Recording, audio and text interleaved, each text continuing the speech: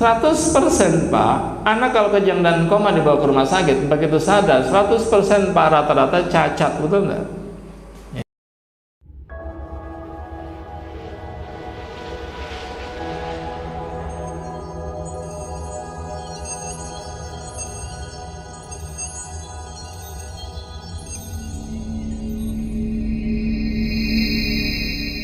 Berikutnya, jangan pernah ibu bapak bawa anak ibu bapak kalau dia kejang dan koma, jangan pernah dibawa ke rumah sakit.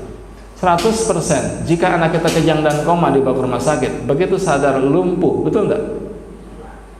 Cacat, betul enggak? 100% Pak, anak kalau kejang dan koma dibawa ke rumah sakit, begitu sadar 100% Pak rata-rata cacat, betul enggak?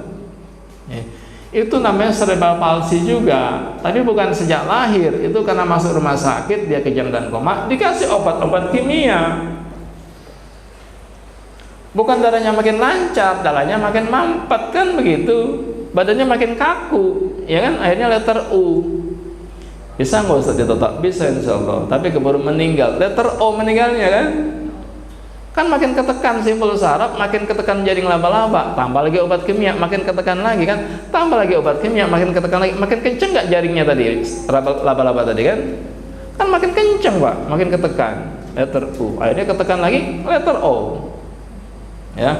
Maka hindari obat kimia. Kita ganti medis kok, silakan kok dicek lagi, kejang-kejang misal anak saya, jangan kasih obat anti kejang, totok, silakan dicek di EEG lagi kan, di medis kan ganti medis kita kan, di EEG lagi otaknya tuh sudah sembuh belum, kan gitu kan, dicek secara medis, diuji klinis secara medis gitu ya. Jadi anak ibu, saya sarankan anak bapak atau cucu kita Pak, kalau ada kejang dan koma jangan pernah dibawa ke rumah sakit. Diapain Ustaz? Ditotok punggung, insya Allah bisa. Saya jam 3 pagi Pak ditelepon seorang ibu, bayangkan jam 3 pagi dia telepon saya Pak, ternyata anaknya sudah berapa hari kejang dan koma di rumah sakit, di ruang ICU Rumah Sakit Ananda Bekasi, ruang ICU. Dijemput sama suaminya saya, pas masuk ke ruang ICU, Bapak siapa? Saya tukang totok lah. Ya kan nggak boleh kita masuk kan, nggak boleh kita masuk ruang ICU. Akhirnya bapaknya bilang, saya bapaknya. Ustadz masuk, saya masuk lah, disuruh masuk sama dia kan, dia peluk anaknya, ayo nak kamu bisa nak, dia peluk anaknya Pak, saya totok punggungnya pelan-pelan, Masya Allah. Hari itu Pak saya totok dengan izin Allah, hari itu anaknya sadar dan tidak cacat, hingga hari ini Pak normal, anaknya tidak pernah kejang lagi.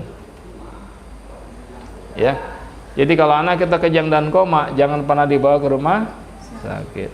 Cantik Pak anaknya, luar biasa, lihat bayangkan, ya akhirnya dia cacat kan. Tapi orang tua Pak, akhirnya apa? Ya akhirnya dia itu nggak berani dia menghindari obat kejangnya kan? Harusnya diminum terus. Kenapa? Kalau nggak diminum, takut dia anaknya kejang lagi kan? Itu dilema buat ibu Pak. Nggak mungkin dia kuat melihat anaknya kejang-kejang. Apa dilemanya? Ustadz, saya kasih anak saya obat kejang setiap hari. Kenapa ibu? Ya takut anak saya kejang lagi. Nggak kuat saya melihat anak saya kejang-kejang. Ternyata kasih obat pun tetap kejang-kejang juga kan, ya. Jadi dengan izin Allah tidak perlu minum obat anti kejang, jelas ya. Wa idza maridtu fahuwa yashfin, wa idza maridtu fahuwa yashfin, wa idza maridtu fahuwa yashfin.